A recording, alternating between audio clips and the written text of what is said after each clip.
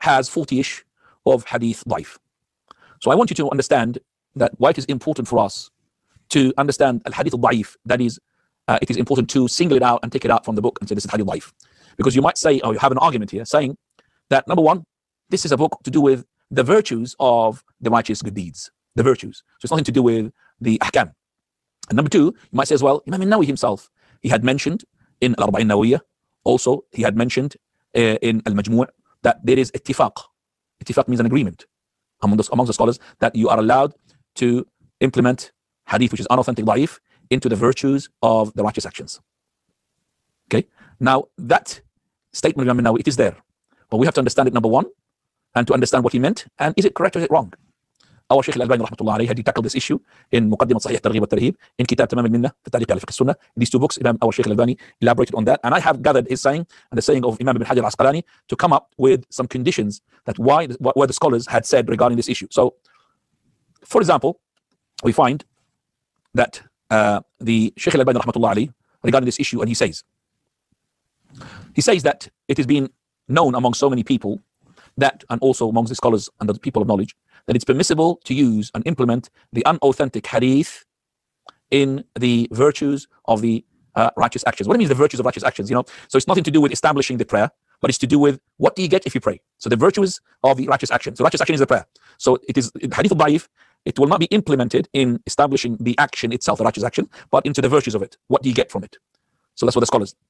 So rahmatullah alayhi, he said that it is not amazed that these people, they think like this, because Imam al-Nawawi rahmatullah alayhi had said in his book, which is al-Majmu' that there is a unanimous decision. He didn't say actually unanimous, he didn't say ijma', he said ittifaq, an agreement amongst them, that there is, by the way, there is a huge difference between ittifaq and ijma'.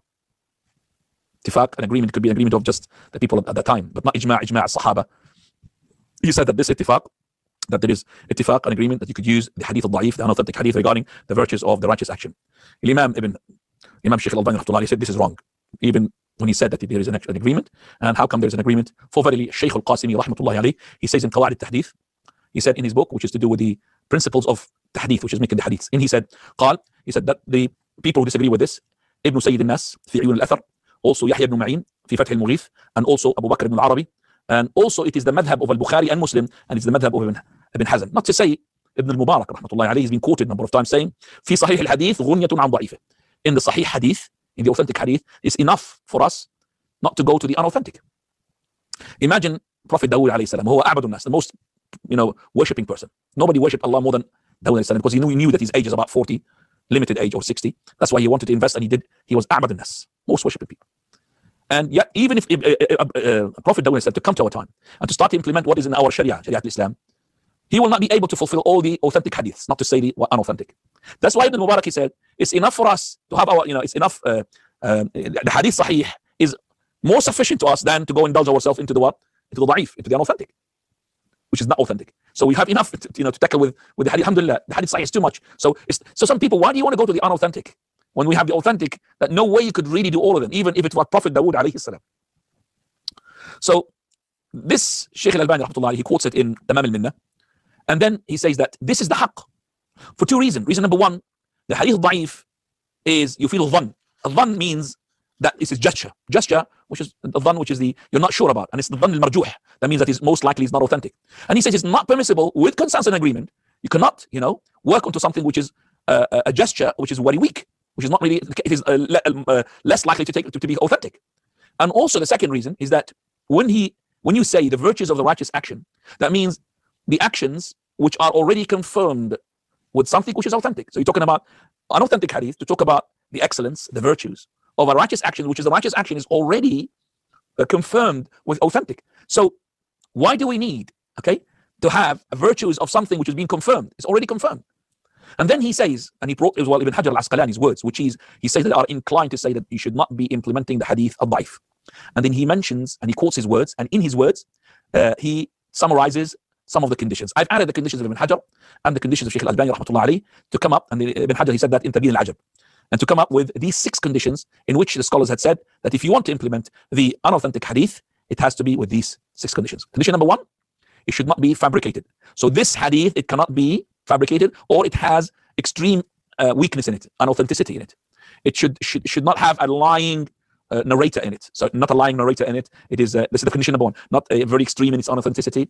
It is not fabricated. So what does it mean? It means like, we would call it Daīf munjabir. And it's unauthentic, but you could make it authentic if you brought something else, which is from another narration to support it.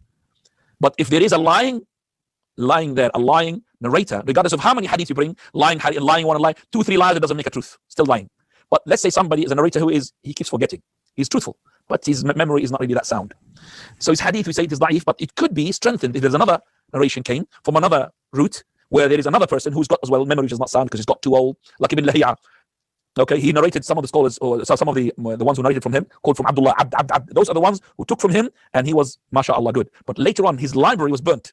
So he's dependent upon his memory, which was weak. So they said the ones who took after the library has been burnt, that this hadith of his is to be daif, unauthentic. But its unauthenticity is slight. So if you have another narrator who came from another route to support the same saying, they would say that will make it hasan, it will make it sahih, authentic. But if there is a liar in the narrator, regardless of how many you bring narrations, liar plus a liar makes 2 liars. It doesn't make a truthful person. So the first condition should not be fabricated or strong in its unauthenticity, or it's got a lying narrator in it.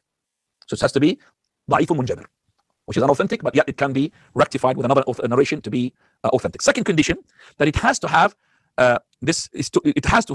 or to talk about not ahkam, fadāil, the virtues, the excellence of the righteous actions. So it is not to establish hukum, it's not to establish the salah, establish the zakah, or establish something hukum. Okay, so even as little as, for example, okay, in the iqamah, okay, qad qamat as-salah, when the person repeats, okay, there is a narration which Imam Nawawi rahmatullah, when he says Fadāil al-amāl, but actually he does not abide himself with that. He does it actually to make it in something, to establish something which is not Fadāil. It is like a principle, and that is to say, when you hear the muadhin and muqim to say qad qamat as-salah, adamaha Allah wa aqama, that is unauthentic, and it's not into the chapter or the title of the virtues of the righteous actions. No, it is establishing a hukum, because you're saying it. You're saying something which has not been established, so it has to be authentic. Also the sutra, there's a hadith in Sunan Abi Dawud, which is the sutra that if you make a line, and that line is unauthentic, so you cannot just say even it's unauthentic, but it is actually in the virtues or the excellence of the righteous action. It's not. This is actually in the action itself. It's not the virtues. It's like when you have a sutra, which when you pray, you have to have a sutra at least a minimum of, we said, a dhira', like this, the dhira'. Okay, it cannot be just a line. So that hadith is not in the virtues of the righteous actions. So the hadith, if it's to be unauthentic, we said number one, it has to be unauthentic, not authentic, but with little unauthenticity, and it's not to be fabricated. Number two, that it should not be establishing a new rule, but actually talking about the virtues of an established rule. Thirdly, that the person who's saying and implementing it, he should know for a fact it is daif. That's the third one. The fourth one, that you should not say qala Rasulullah. So if he knows it's daif, he should not say qala, because it is gesture. We don't know if the Prophet said it or not. So what he should say, he would say qila an Rasulillah, ruwiya. We call it in Arabic siyagh al-tamrid. That is the way of saying the way of saying it in a way that it gives the one who is learned person that it is not strong, it's not authentic. When you say qila or ruwiya, okay, that means it's not like qala haddathana. No, ruwiya, it was said. So it gives a hint.